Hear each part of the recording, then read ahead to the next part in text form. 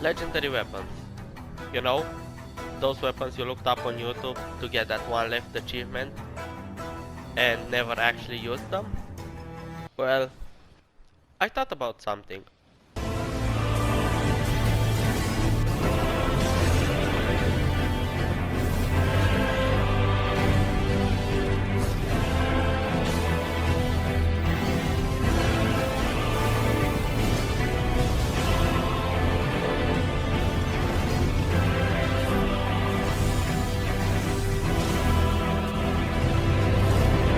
Can you beat Elden Ring while using only legendary weapons?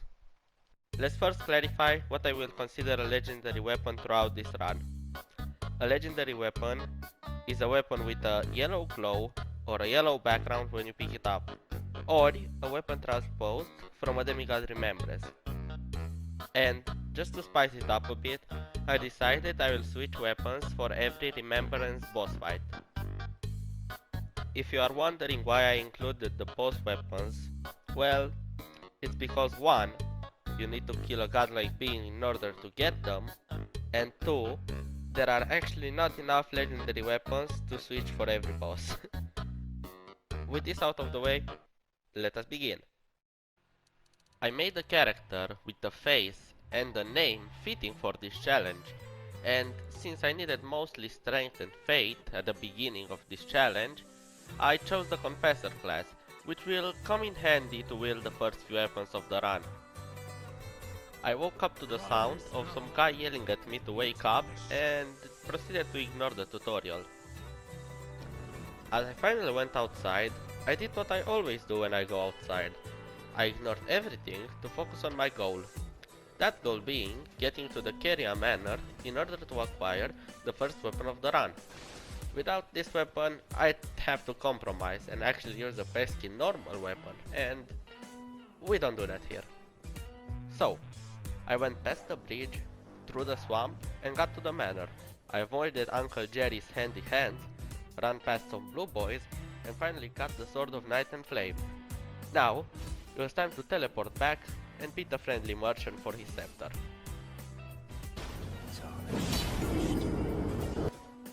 I'd love to say that it was easy, but because I didn't have enough stats to wield the Sword of Night and Flame, I did as much damage as a bee against a 600 kg elephant.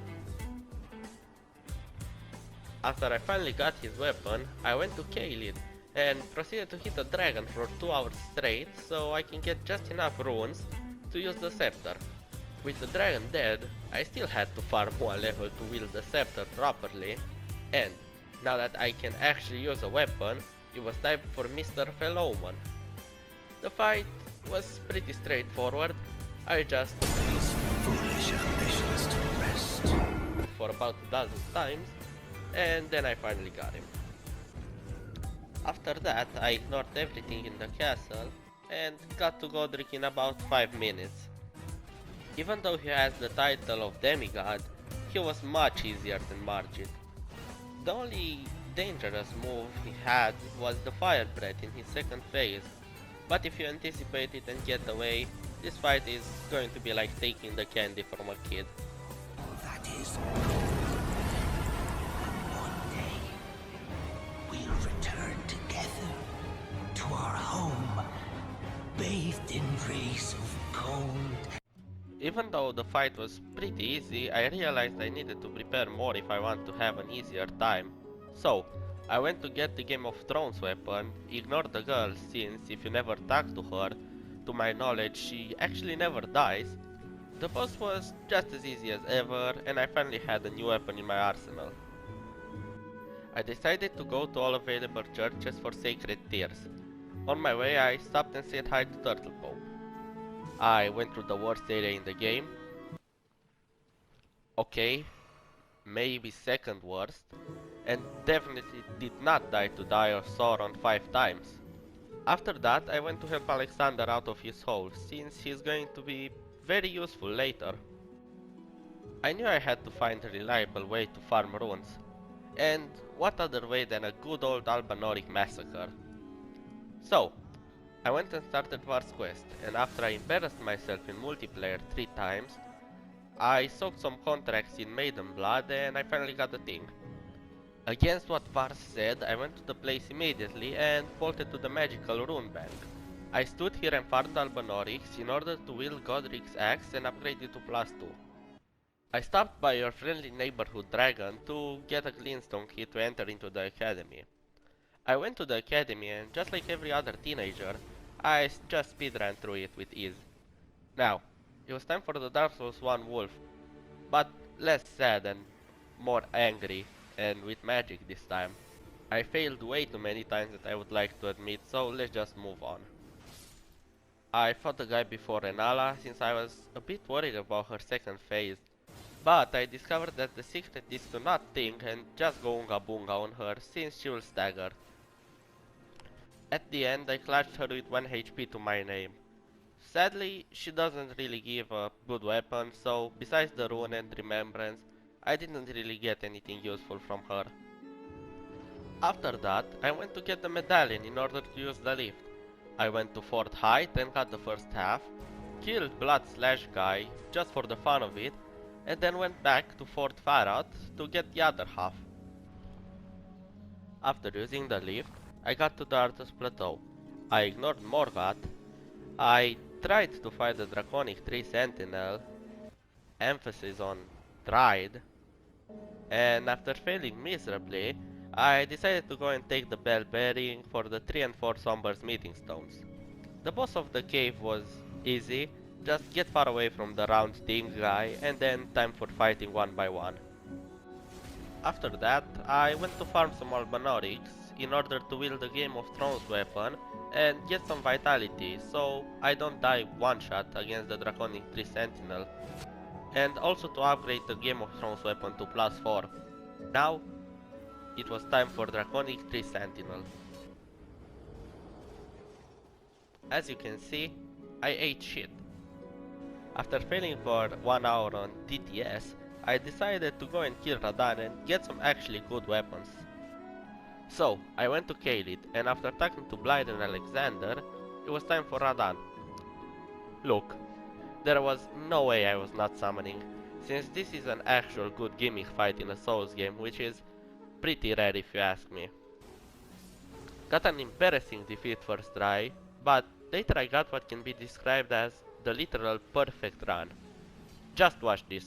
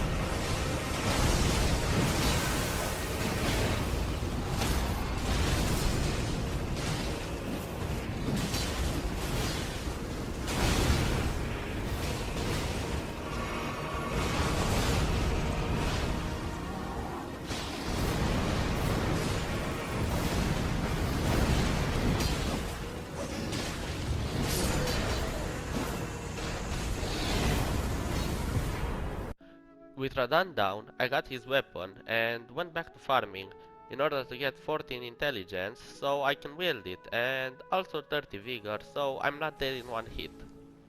Now, it was draconic bullshit time.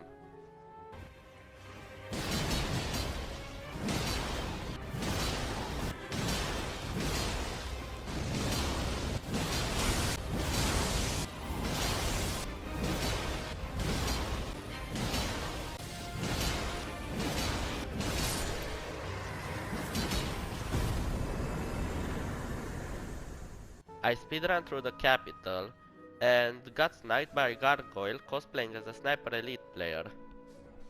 I got to Godfrey, the first Elden Lord. He was pretty tough, but as long as you bait a slam attack, you can get, most of the time, a free jump attack. After beating Godfrey, I had a parallax lightning thing, which needed 40 decks to be wielded. Oh boy, guess what we're doing again? Yeah, as you can see, this run is not very Albanorix friendly. Before fighting Morgott, I decided that it was time to do some exploring. So, I went to beat the 3 sentinels to make the mixed physics actually useful. The only problematic ones were the putrid one in Caelid and Wormface. I got bored 3 times. I knew I had to fight Morgott now, so I went to Patch's cave to get the Margit shackles. The guy outside was just as easy as ever, and after beating Patches, I finally got the shackles. It's Morgott time, baby. I used the ranged lightning spear combined with the lightning boost and one hit negation mixed physics for this fight. I didn't summon Malenia cause I am no simp. There is not too much to say about this fight, since the Dragon Parallax Ash of War does 800 damage from very far away, and above all, he often doesn't really dodge and just takes a face full of lightning. Just keep your distance, use the shackle 2 times in phase 1 and spam the Might of Zeus over him.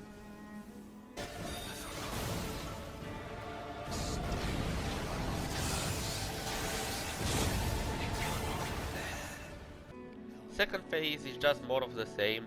I just happened to run out of blueberry juice and I had to go in and finish him off.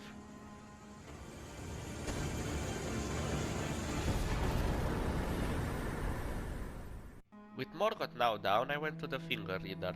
She said something about stiff fingers, which I ignored, and I transposed Morgott's remembrance into his sword, which will come in handy later. Before going to the Giant's Peak, I wanted to go and beat Rykard. On the way, I beat a spicy lizard, talked to the best character in the game, and was threatened by Jeffrey Bezos before I got to the manor. The fat guy roly-poly Beyblade on the sides was just as annoying as ever, and now it was time for Rykard. Look, there was no way I was going to fight Kada Snake without the Serpent Spear. He has around 60,000 HP, and the best weapon I had right now deals 800 HP at best. Besides, you may see a purple glow, but I think a weapon that forms a giant fucking wind spear and is upgraded using the same material as legendary weapons deserves to be called legendary. With this weapon, the boss itself is not that hard, just pray that he doesn't do the head slam attack in the first phase and damage him using the Ash of War and heavy attacks.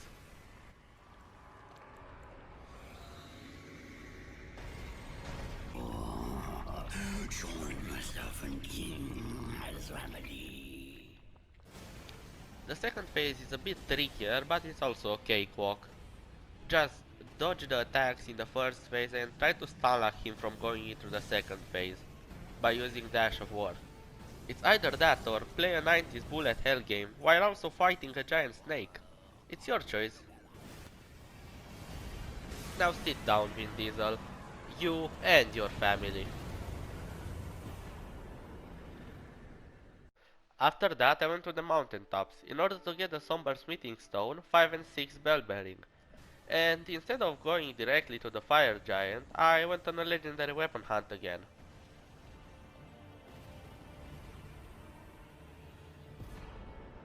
Fuck the Crucible Knight, fuck Commander Neil Fortress, fuck the Foreskin Apostle, and fuck the Element of Briar.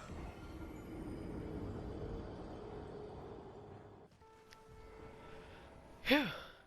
Okay, now with that out of the way, it was time for Fire Giant.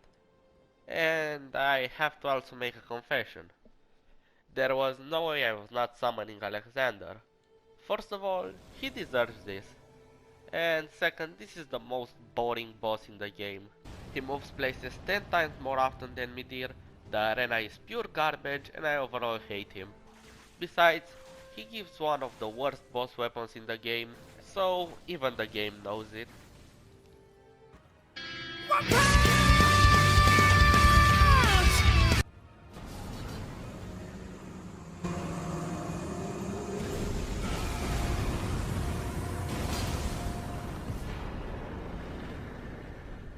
After watching my wife burn in order for me to become Elden Lord, I got teleported to the Archdragon Peak.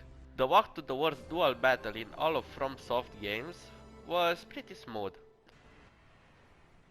To be honest, I was ready to throw in the towel and summon for this fight too, but since I killed Bernahl, yeah, I don't know how to pronounce his name, at the beginning of the video, I didn't really have him available right now. So, it was time to get good.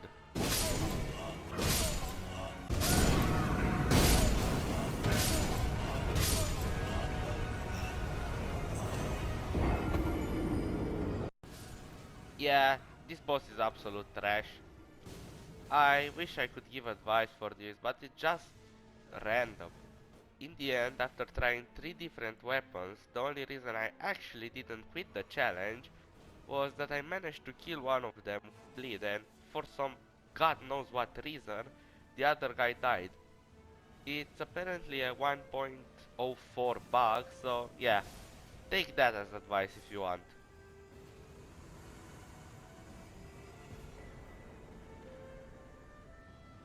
Now, after 2 of my most hated bosses, comes the best boss in the game. For this fight I used the Serpent Blade with its attack Spicy Snake Magic. Gil but Furry can be pretty tricky. The best course of action is to wait for his sweeping attack and get a hit in. You could try to pre-dodge an attack when he leaps, but it's pretty unrewarding since you only get one hit and get hit yourself half of the time. Above all this, if you use the same weapon that I used, you can dodge his boulder attack and follow up using your Ash of War since his follow up doesn't hit you. In phase 2, a lot of people say that he doesn't have an opening. Well, those people are dumb. When he does this attack, dodge the first attack and hit his crotch 2 times for some health and emotional damage. You can't really hurt him from his other attacks, so just get good and dodge those. And above all, when he does his air spin, don't go behind the pillar since he will do an attack after his second or third hit.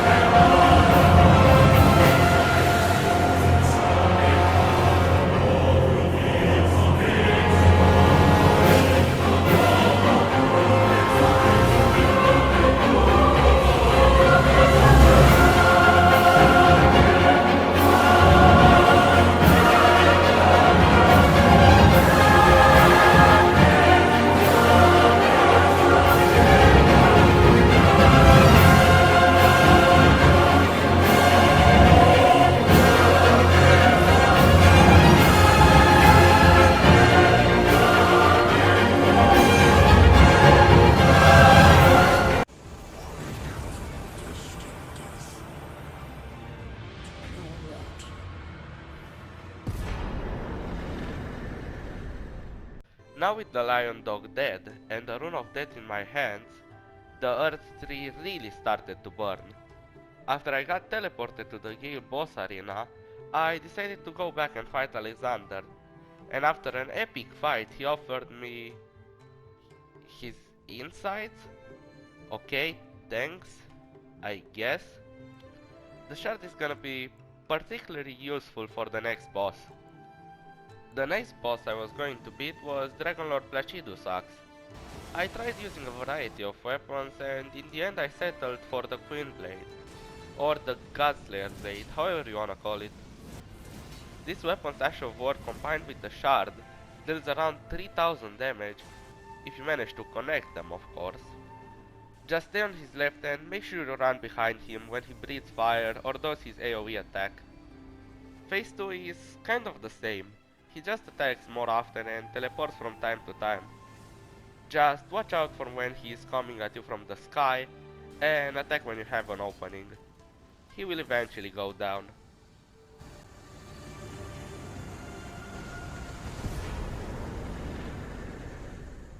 With Midir 2 Electric Boogaloo dead, I was starting to feel pretty thirsty, so of course I went and started Ranni's quest. Since I was here in the beginning of the video, it meant I didn't really have to deal with the hands anymore. Man, those things terrify me. So, I just ignored everything and got to Loretta, and since I was over leveled, it went somewhat like this. I showed the dragon who's boss, and then I said my vows and swore loyalty to a new and better waifu. She said something about the blade that, for some convenient reason, was in the hole made by Radahn's comet, and after some self-harm, getting the mimic tear, and ignoring literally everything in the area, I got the Finger Slayer blade. Just because I was there, I decided to murder the regal ancestral spirit, using the Beyblade weapon. At this point, and literally any other point in the game, he is barely any threat, so I just spin to win.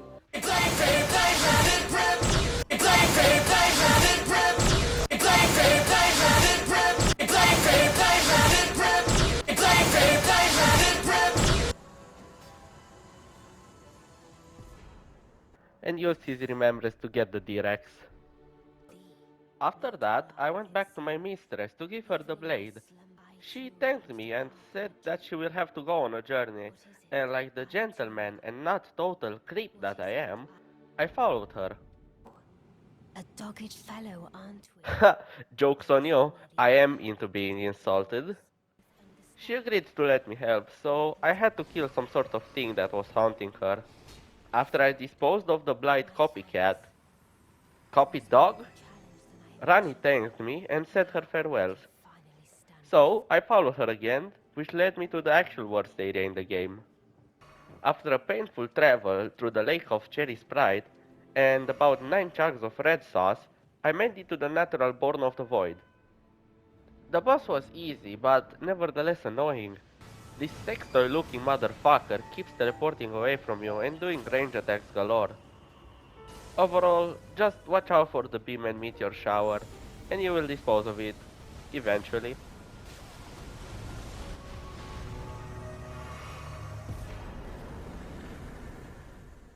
I realized I didn't have a ring for Ranni, so I visited my soon-to-be mother-in-law to grab one. Oh, don't mind me, Renala, just gonna get this? Thanks, ma'am. I promise I'll treat your daughter right. After this awkward meeting, I got to the lift and went straight to Ranni. I gave her the ring and that somehow made her clothes reappear. What a shame. Anyways, she decides to pull a Taiga Isaac on me, and leaves to, I don't know this time, but it must be important. With Ranni's questline done, I decided to do Fia's quest, and because I spent a lot of time talking about Ranni's questline, I will rapid fire through this. So, I went to Nokron, avoided all the Crucible Knights, got to the Gargoyle fight. They were surprisingly more annoying than I thought they will be, teleported using the coffin, ran past some enemies, beat Fia's champions with ease, got hauled repeatedly by Fia, and then fought the dragon inside her. Phew, nice. Oh, and as a side note, this weapon is really good against this boss. Just go between its legs and spam the Ash of War, and you will be pretty much fine most of the time.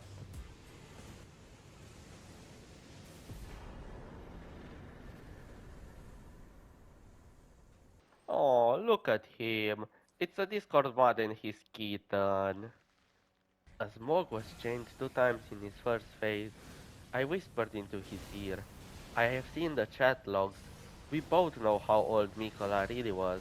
And I know he is your brother. You can't fool me. Caught red-handed, he flew into a rage, but I made sure he got what he deserved. Destined death.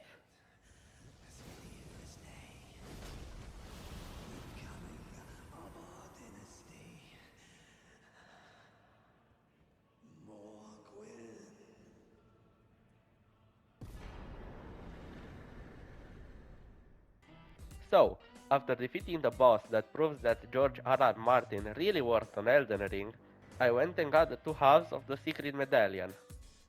The Commander Neil one was a bit tougher to get, but if you use the Dragon King Cracked Blade on him, he will go down easily. Now with the medallion in my hands, I got to the lift, I solved the puzzle, and went straight to the Haligtree. I'm not gonna bore you with the details. Just know that it doesn't really matter if you have 50 vigor. You will still probably get 2-shotted in this area. I can't say much about Loretta 2 non-spectral form, since she is easy compared to the other horrors in this godforsaken area. The base of the Haligtree went pretty great though. I only died like a dozen times. I finally got to Malenia, and I had a plan. Yeah, I'll come back later. Coming to this roadblock, I decided to go and beat Gideon the All-Knowing, and after he told me to just dodge it bro, I finally got him. No honor, just like Rivers of Blood spammers. I wanted to save this weapon for the final boss, so I decided to go and respect, and use the blade Ranni gave me. Oh, hi Renala, don't worry, Ranni is doing fine, and I definitely know where she is. And after some farming, I upgraded it to +8 and I was ready for a rematch with the actual Godfrey this time. Now, I have to talk about how good is this weapon for this fight specifically. Especially the charged attack. For example, this right here is my build, and it can still be made to do more damage. But what about the damage? Well, after drinking the flask, you get around 2000 damage on a charged attack, and it's 100% worth it to trade damage for.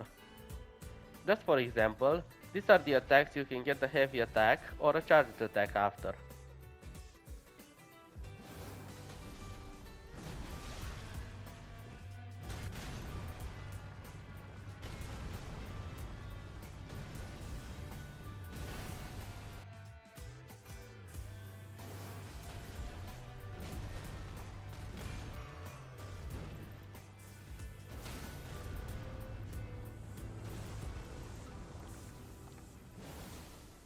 After that, he got really mad at me and threw his anger out on his cat to become a warrior! Now, probably the best part about using this weapon is the fact that it deals just enough poise damage to stagger him at the beginning of his second phase. From here it's pretty much just dodging and squeezing hits in until he dies.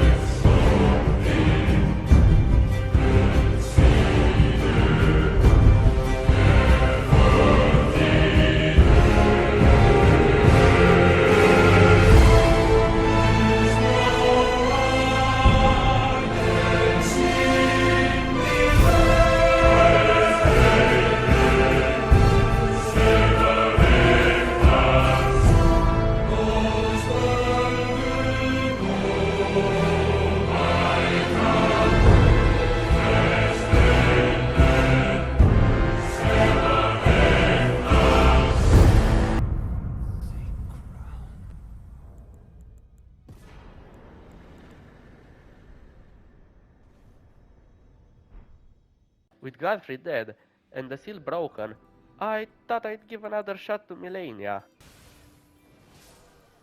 Yeah, no. So instead I chose to just go and fight the final boss. Radahn has less HP than the Elden Beast, but more resistances, so overall the damage dealt to them is basically the same. For the weapon, I chose the Spear Beak stun thingy, mainly for the Elden Beast, since Radahn attacks way too often, you barely get any openings to use the Ash of War. I discovered that the best way to fight him is to wait for his Hammer Slam, no, not the big one, and go for a charged attack. This will stagger him right before his second phase transition, and you will be able to punish him. Same goes for his second phase, you just have to dodge a lot more. The Elden Beast is probably the best looking final boss in the entire Souls franchise, but it's also the one that moves the most. I probably spent half of the fight just chasing it through the area, but when I got to it, man, the Ash of War is good against this boss. You get an opening for a fully charged attack after every melee attack. Just be careful and don't do what I did and wait for him to finish his attacks.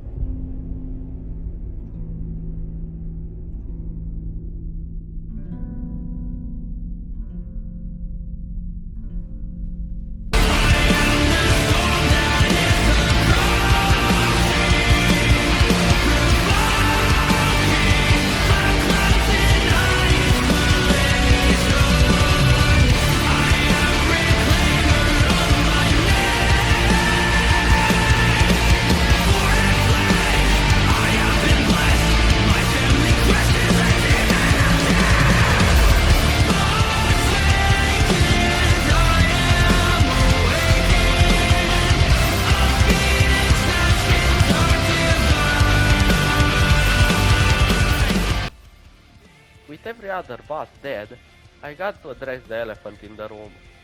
There was no way I was fighting Malenia using the weapons I had left, and or alone, so I threw in the towel and after hours of trying to solo her, I ended up upgrading my Mimic, got her into a corner, and spammed her with Destined Death.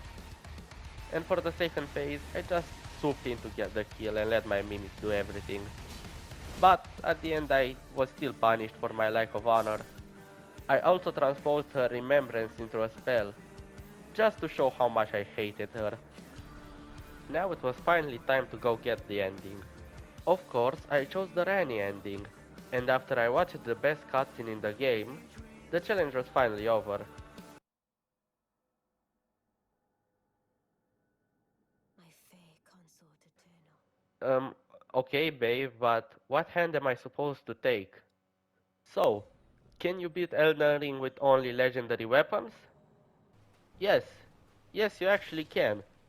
And it will also be a lot more entertaining than using Comet Azure and Rivers of Blood against everything. In the end, I recommend this challenge. Just don't hit a dragon for 2 hours.